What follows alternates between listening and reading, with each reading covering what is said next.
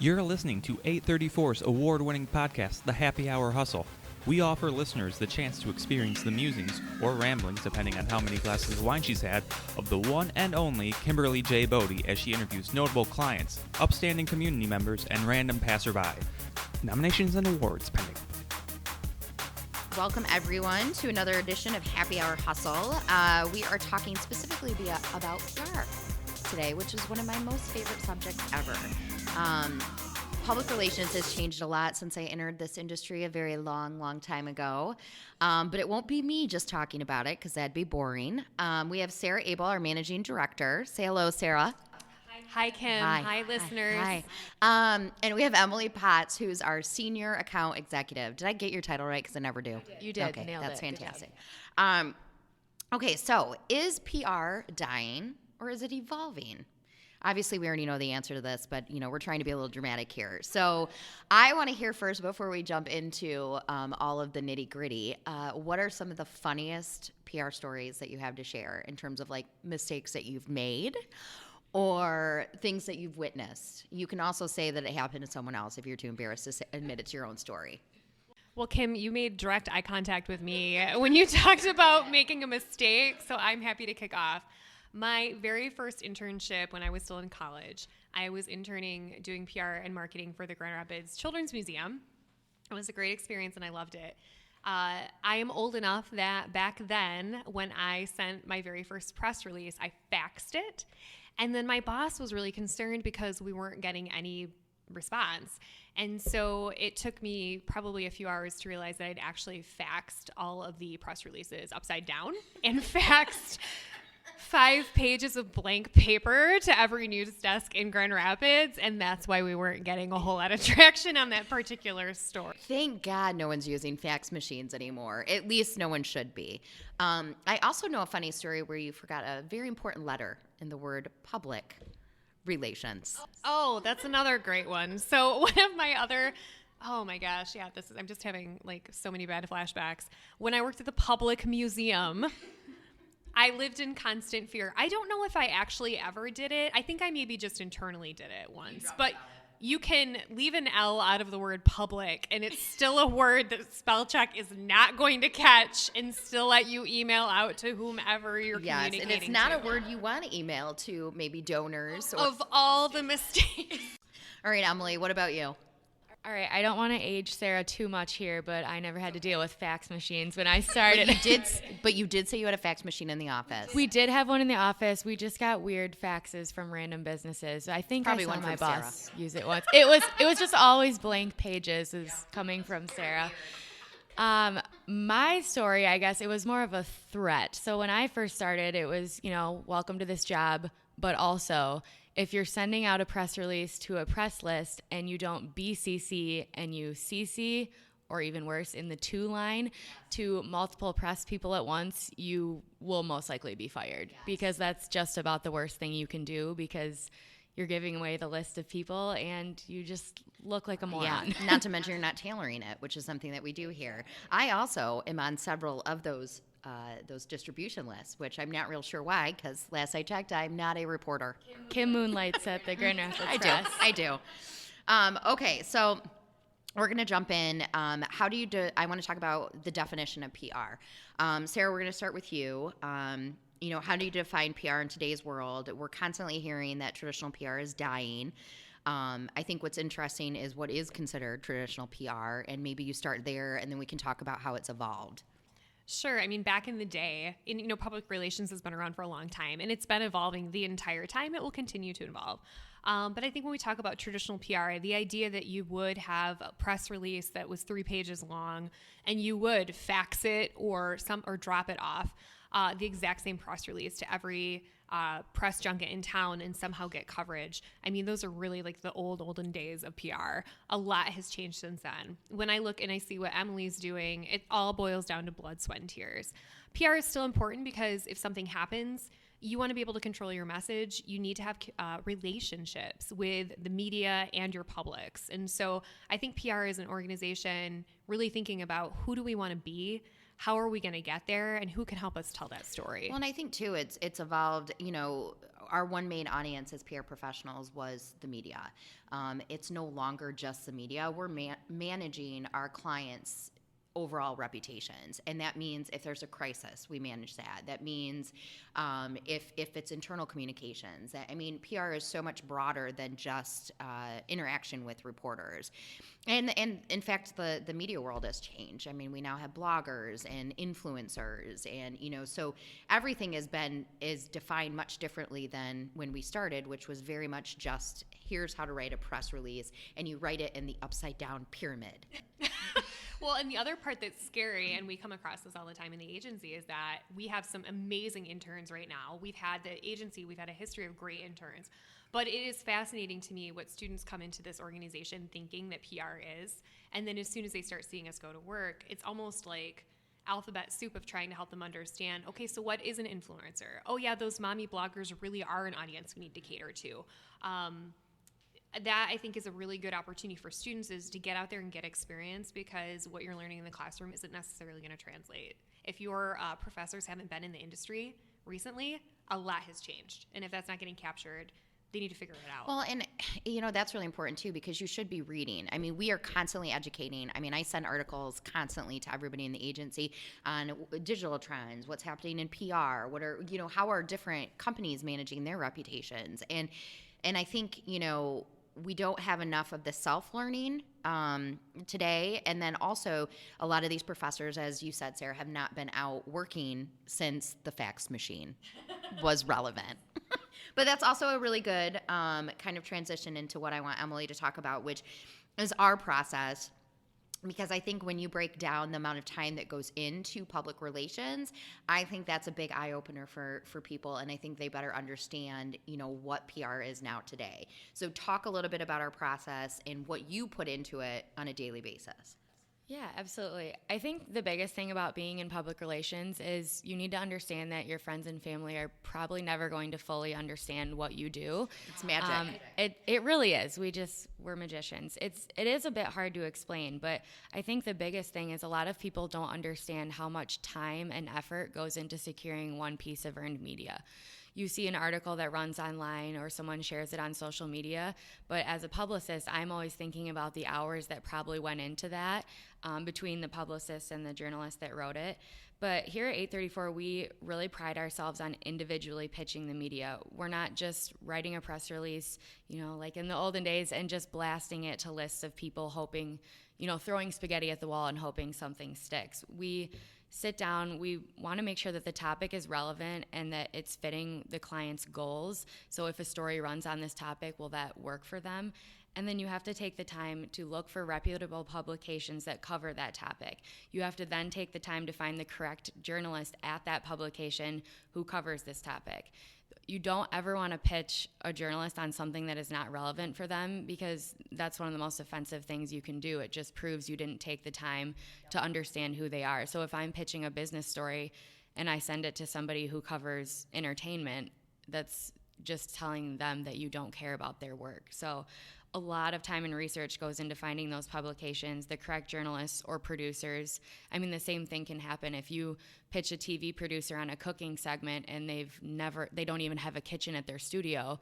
That again shows that you don't watch their show, you don't care about taking the time to research it. So I think once we have all that research done, then you have to also craft the correct message. You have to tailor the pitch to the person you're sending it to. You can't just copy and paste the same thing. Let's talk a little bit about pitch, because I think that's not something, when we say pitch, that's I guess our terminology.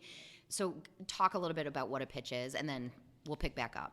So pitching the media essentially is you're reaching out, whether it is most commonly now it is through email, but you can also pick up the phone, tweet at somebody, message them on LinkedIn, things like that. But what you're doing is you're reaching out and basically giving them a story idea or a topic that you think would be relevant for their beat and something that they would like to cover. Journalists always come up with story ideas on their own, but they do also rely on publicists to be sources of news so they know what's happening in the community. So typing up a pitch or calling somebody, you have to make sure everything is relevant. It needs to include their name. You can talk about a recent article they've done. So again, that they know that this isn't something they're receiving from a blasted press list. And really taking the time to do that, it's appreciated by people in the media, and they know that you have researched them and that you care about giving them something that's relevant, because publicists know that journalists get hundreds of emails every day, and you want to make sure that you're standing out and you're not just getting your emails tossed to the trash bin every time. So pitching the media is reaching out, giving them a story idea and for your client, and hoping that they want to write about it or, book a TV or radio segment. So it's kind of the... And I'm going to brag just a overview. little bit because PR, I think a lot of people think that it's like Sex in the City. It's super exciting. I mean, we're like, Samantha Jones? That is her name. That's right. You don't even know because you're too young. Yeah, it is. It's fine. Anyways, but I think what's interesting is what we do can be very, very, very technical. We have manufacturing companies we work with. We have logistics companies we work with. We have, a few lifestyle brands that are a little bit more fun, and we can get creative with the pitches. But I mean, some of the most recent, pitches that you've sent out, and again, this was not a press release. This was specifically contact with the right reporter who's covering, the topic that we were talking about, which was like the steel and aluminum tariffs. Very exciting stuff.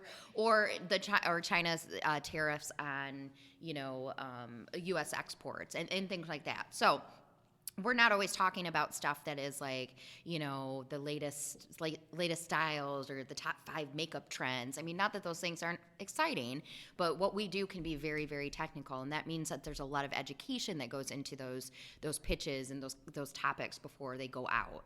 Exactly. Yeah. I mean, when you're working with a client that has a very sexy story, I mean, if you were representing a celebrity or someone where people are coming to you because they want to speak with your client, that's a little bit different. Whereas when we're pitching something so technical, like Kim mentioned, the logistics industry or things like that, where it's all trade publications and the journalists that you're pitching are so involved in this topic that you can't come across like a sound moron. Stupid. Yeah. You have to, you have to spend time. And the amount of time I've spent, reading through these logistics trade magazines and learning about topics that I never thought I would be learning about, just so that I can welcome. thank you for that. So I can sound knowledgeable when reaching out to these press members. That takes a lot of time. And then eventually you find yourself actually understanding the topic and you're able to converse with these journalists. So I think too, like you mentioned, it's not always pitching out some sort of company announcement or a press release. It's a lot of looking at trending topics, what's happening, and then positioning your client as an industry expert and allowing them to comment on that. Because when their name is in a reputable trade magazine, that's great. Not only are their competitors seeing it too, but people that are in that industry are reading it. And once you see someone's name over and over, that's, and we get worth its weight in gold. into more details as well. We have a blog that we'll be publishing soon, or by the time this comes out, might have already been published. However, I think it's important to note that as I said, a lot of education goes into this, a lot of research, and our job is to ensure that our clients are part of the conversation and they don't become the conversation. They're not after these things have happened, but because we have to stay so updated on trends and industry, happenings, we can ensure that they're plugged in where they need to be. And that's kicking their competitors' asses. So let's talk a little bit about, there's still a place for press releases. So I want to go a little bit back to that. I think, we don't rely solely on those press releases, but, let's talk a little bit about media kits. We've done some really exciting media kits. Do you want to talk a little bit, Sarah, in terms of one that we did recently or what should be included kind of in a media kit to make it relevant? Sure. Well, and I'll just step back too for a minute, because Kim, I think you have some really good examples too of, again, that pitch and how we're connecting with people. So both you and Emily have done an amazing job of creating relationships via Twitter or, just these completely other different platforms. So once you reach out to someone and you know them and you understand what they need, the next step is really thinking about how can we equip these folks with everything that they need. We have an amazing digital team. So for us, that means putting together a ton of information to make reporters' jobs super easy. A media kit can get delivered attached to a 6-pack or on a USB. But then essentially, what are we getting those reporters? And I think the sky's the limit. Reporters have no time. They've got a lot of deadlines. They have to create a lot of content. So when we think about a media kit, it's certainly a press release. It's a fact sheet. It's images. Everything is so visual now. So you have to have great photography. You've got to think about how it's orientating. So some of our local media outlets have to have horizontal images and some of them have to have vertical. And we have to think about that because reporters don't want to have to circle back to us and say, oh, do you guys have this shot, but in a different, they don't have time for that. So I think really just trying to get them everything they could possibly need to have a great story. Speaker biographies, the sky's the limit in terms of getting great information in reporters' hands. Well, I would say too that you make a really good point. What we do as PR does plug into digital. It plugs into creative, and that's one of the reasons we are an integrated communications agency because you can't just be focused on one thing, and reporters and publications need so much more than just like here's a press release or here's like a really poor headshot of someone standing up against a brick wall. I mean, they want more than that, obviously. So, and you want to make their lives easier because, frankly, the industry has become much harder for journalists, and so they have less time, but they're doing more. And so, our job as PR practitioners is to make their life as easy as possible, and to ensure that they have the right information and the backgrounders so they can write a great story. Going back real quick to social media, I have pitched multiple reporters through Twitter. That's mostly been the main one. I've reached out to influencers on Instagram, but some of the largest articles that we have landed for clients have been through interactions over social media. So, there's been a couple Forbes articles that have happened.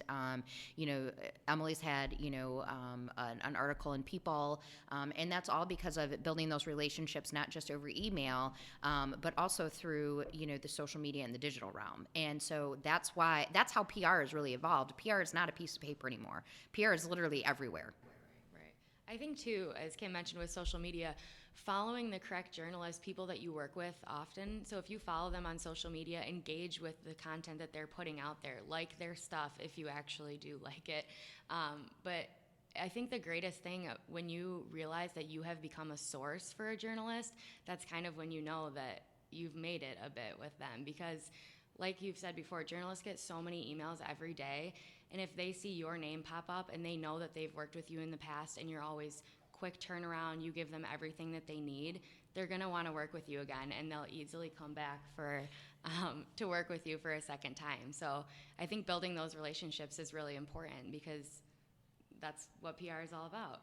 So because, I'm getting the evil eye from Alex, I know it's time for us to wrap up. We're getting close to our end time. I do want to leave listeners with one piece of advice, and because I have the mic, I'm going to start with me. I will say that there's so much more that goes into public relations than individuals see. That piece of earned media, there are hours and hours and hours of work that goes behind it, and that's before we even send a pitch to a reporter. So what we do, we make it look easy. We really do. No one truly understands it, and to Emily's point, including our families. So I think that it's just important to understand it really is an art, and there's nothing that beats real world experience. Emily, what great piece of advice do you have to leave everyone with? I would kind of say the same thing about real world experience. There's only so many things you can learn in college or in a classroom, and like Sarah mentioned before, if your professors haven't been in the industry directly within the last couple of years, PR is constantly evolving, so it's really baptism by fire once you're in the industry. You just have to learn as you go and kind of jump in with both feet. Well, I always say Emily is that classic kind of story of like the duck on the water. Like they look so calm, but the feet are just furiously working below. It's one of the reasons she talks so fast. I know, because we don't have a lot of time. We got a lot to do. I guess I would have two per usual, more to say that I'm supposed to.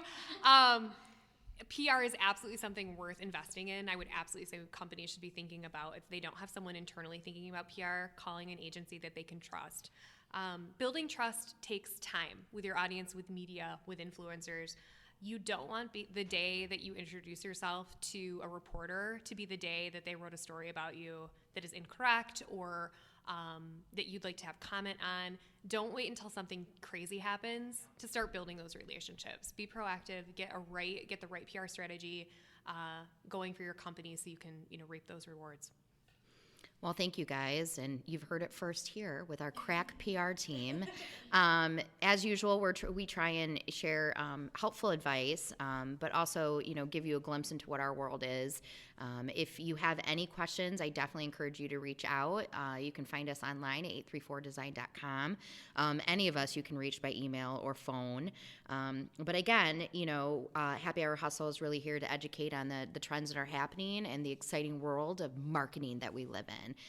Thanks for listening, and we'll be back with more. Cheers.